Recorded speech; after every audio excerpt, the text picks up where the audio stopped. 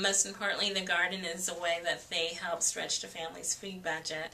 And that was in response to rising retail food prices and then the falling of the household budgets.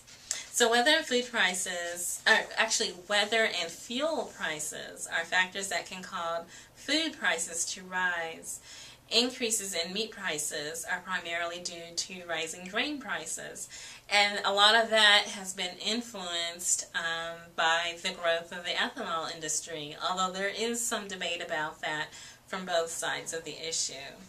But anyway, the article does go on to say that smart shopping helps, and they give even further tips in the article, such as how to stretch your food budget, 4 considerations on where to shop, and then 6 strategies for smart supermarket trips. Again, that's the April 14th edition of the Des Moines Register. I found it very helpful.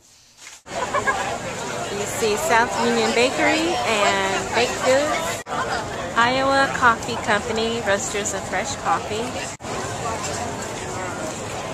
certified organic heirloom tomatoes,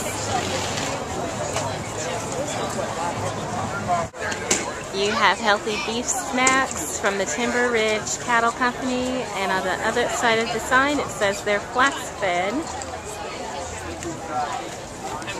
beef sticks. Okay, the Des Moines Register also is encouraging people to dine out and eat their veggies, but not necessarily in a salad. And so this is also an article from the Des Moines Register. Dine out and eat your veggies, Friday, April 15th. And they're saying that vegetarians aren't the only ones who seek creative, satisfying ways with vegetables when dining out.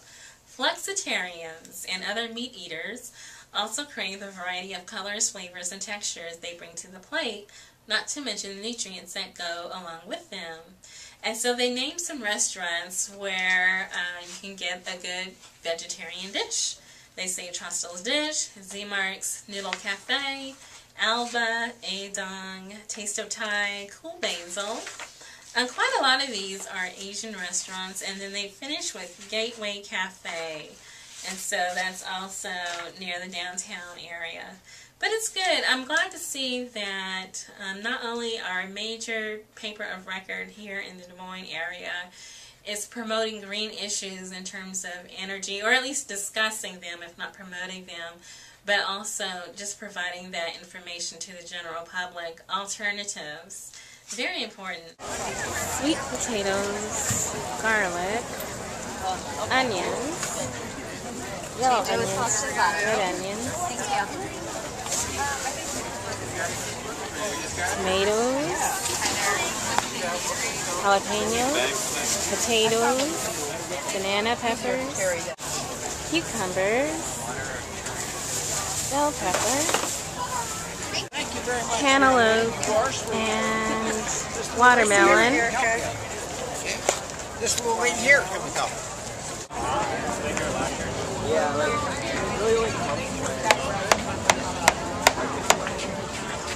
I'm waiting for watermelon. Gracias. Gracias.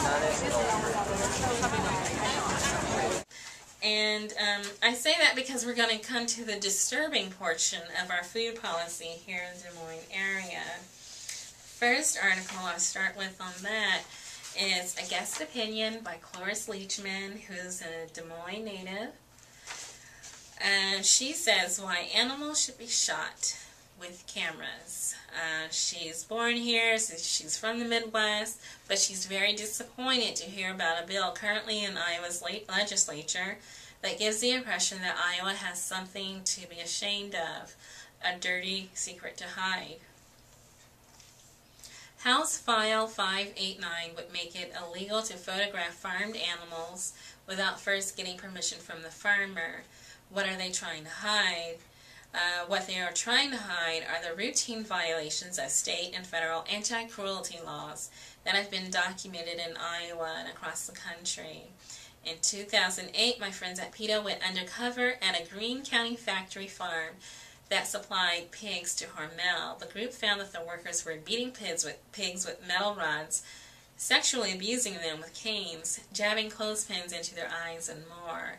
Because of PETA's investigation, 6 workers were charged with a total of 22 counts of livestock neglect and abuse. All of them admitted guilt. Iowa's anti-filming bill has already passed the House and is currently being considered in the Senate. And it's colloquially referred to as the ag-gag. If House File 589 becomes law, whistleblowers who try to expose cruelty to animals in the meat, dairy, or egg industries could be charged with a misdemeanor or a felony, face criminal prosecution, and be ordered to pay heavy fines or even serve severe jail time. That's a harsher punishment than the actual perpetrators of animal abuse. And so, Cloris Leachman goes on to say that citizens' right to document cruelty to animals wherever it occurs is crucial in helping local, state, and federal officials enforce anti-cruelty laws. What we need are more cameras on factory farms, not fewer.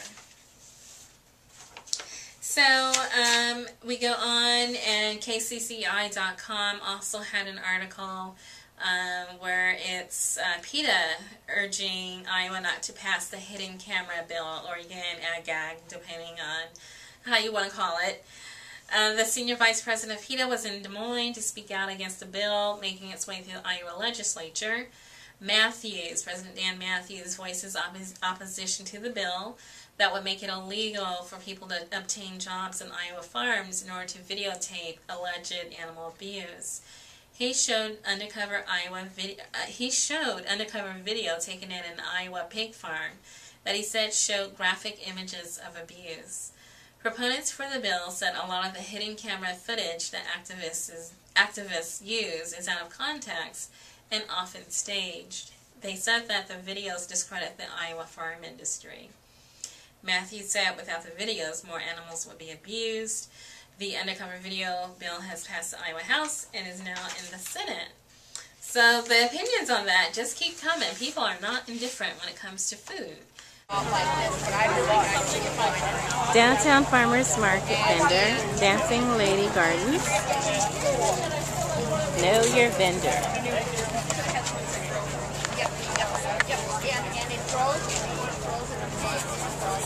Personally grown plants. I grow it. I know it. Neither am I. This is actually in a letter to the editor, which I don't often read, or actually I've never read, but I decided to eat this one. This is from Chris Kelly, who sent in a letter that was published in the Wednesday, April 27th edition of the Des Moines Register. A disturbing movie has changed my diet. Like many, I have become increasingly alarmed about our country's food and its consequences. A turning point for me was seeing the film Food, Inc. It connects the scary dots between large-scale food production, chemicals, government oversight or not, and our declining health. I am not waiting for agribusiness to consider people and the earth while they monopolize food production and make huge profits. I am going organic and will no longer buy genetically modified anything, high fructose corn syrup, any products that contain milk processed with RGBH, meat processed in inhumane factories, and any food grown with chemicals.